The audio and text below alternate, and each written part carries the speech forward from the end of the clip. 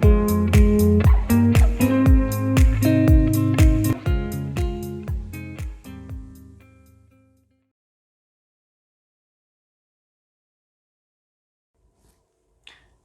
and welcome to the latest in our series of Döhle Yachts Coffee Breaks. My name is Joe Assel, and I'm joined today by Ben Geary, our Fleet Statutory Manager. Hey guys. We're going to be talking today about what are yacht codes. We just wanted to give a really quick rundown, really back to the basics, because everyone talks about yacht codes, whether you're compliant with a yacht code, various yacht codes, and therefore we wanted to just give you a little bit of an overview, just the stupid question that maybe some people are afraid to ask, and just give some real basics about yacht code. So where did this all start, Ben? Give us a bit of history. Okay, so it comes right back to 98 and the first large yacht code that was produced by the MCA, working as they've always done throughout the development of these with industry. Okay, there was a need.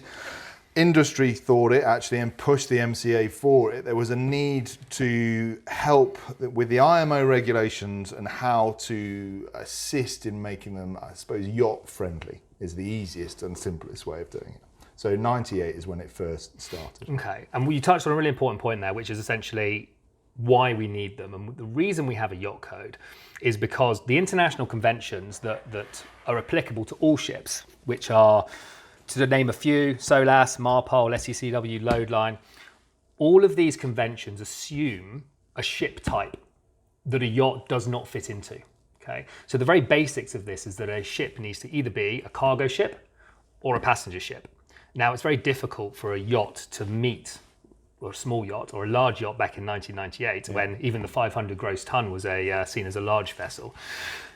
At that point, it was very difficult to regulate this new type of vessel, or this gentleman's yacht that was coming into proliferation. So what the MCA did at the time, the UK Maritime and Coast Guard Agency, who wrote LY1, is they looked at all these conventions, or in fact, they looked at these three: SOLAS, STCW, and Loadline. And what they did is they said, how do we make these conventions applicable to large yachts? And they developed what is known within the IMO as an equivalence. So they effectively rewrote these specifically for yachts by rebalancing the risk. They didn't just say this doesn't apply, this doesn't apply, this doesn't apply. If they took anything out, they would add something else in elsewhere. So they readdressed that balance. So the overall level of safety is the same. So it's a misconception to think that a large yacht regulated to one of the large yacht codes is less safe than a full convention vessel. That's not the case. They are just applying the regulations in a slightly different way. Okay, and that's how we end up with a yacht code. So my next question, obviously the code started in 98, okay, and the MCA or Maritime Coast Guard Agency started that. Why do, I mean, we get asked this a lot now, why are there so many yacht codes now compared to when back in 98 there was the LY1? So the conventions that are in force, SOLAS, STCW, and Loadline, or the conventions that are an equivalence within the yacht code, are applicable to vessels that are operating commercially. Okay. Now, when this needs to apply, the different flag states are looking for a solution to apply these regulations. And it was just that back in the day, the Maritime and Coast Guard Agency were at the forefront of this industry, and most yachts were registered, if they were commercial, with the UK, because they had a solution.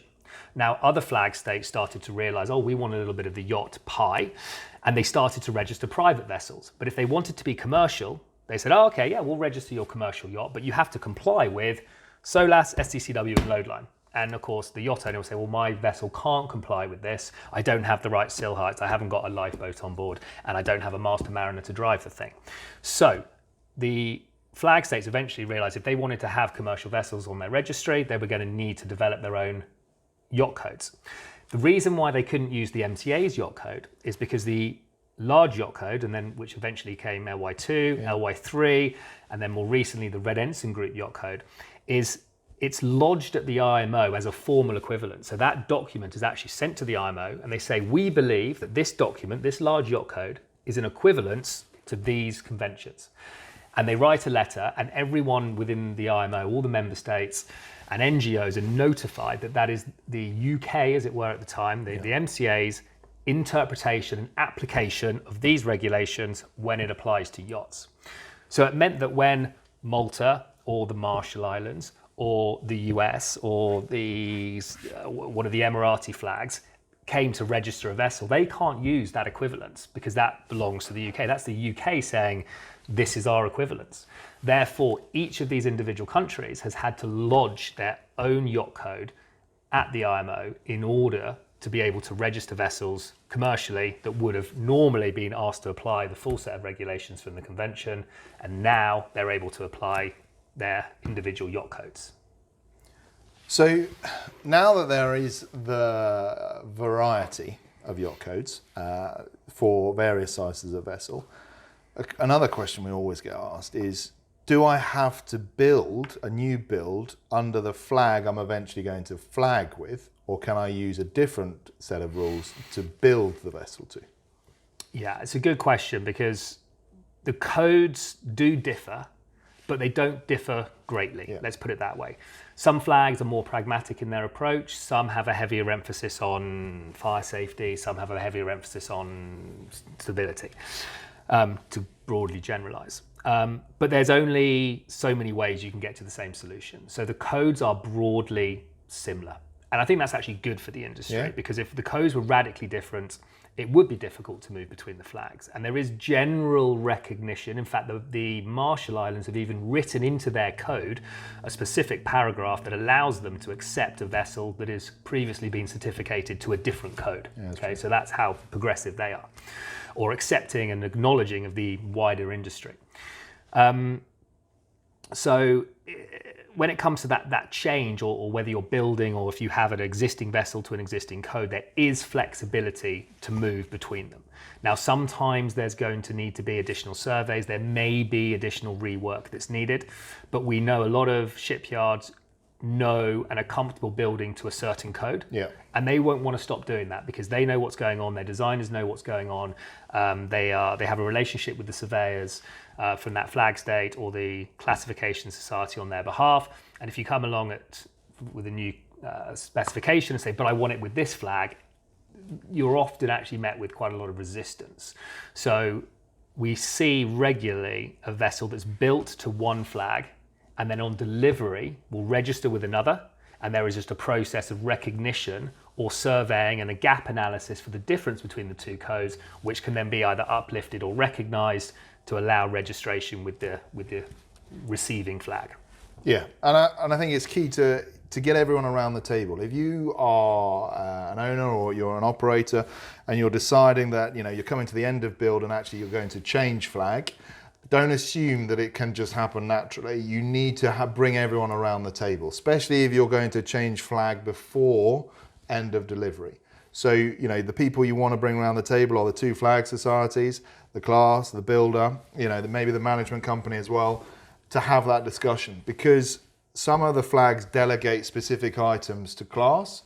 That may be different depending on the flag. So it may be different on who is going to issue you the final certification. Flag may want to come on board and do that inspection themselves. Other flags have delegated that to class. So please make sure that you have that conversation with everyone early on. The earlier you do this, the easier it is for everybody, because everyone will help, everyone will assist. But sometimes it can be a longer period than others, depending on delegation matrices, depending on who you're wanting to flag with, etc. Yeah, and the complexity of that process can be increased by other third parties. So we recently had a delivery where there was a helicopter on board, and the different flag states have different aviation inspection bodies. So we had the build flag had different aviation inspection bodies to the receiving flag. So we ended up with a certificate that was not recognized by the receiving flag. So we managed to negotiate a grace period and they would accept it until the renewal surveys. So it was all fine, but that did take some conversations and shouldn't be taken for granted. So yeah, very good point, Ben, thank you. Thank you for your time this evening. Really appreciate you joining me. If anyone has any questions, our details, as always, are at the end. Please ask any questions, stupid or otherwise, and we look forward to your comments. Thank you. Cheers, guys.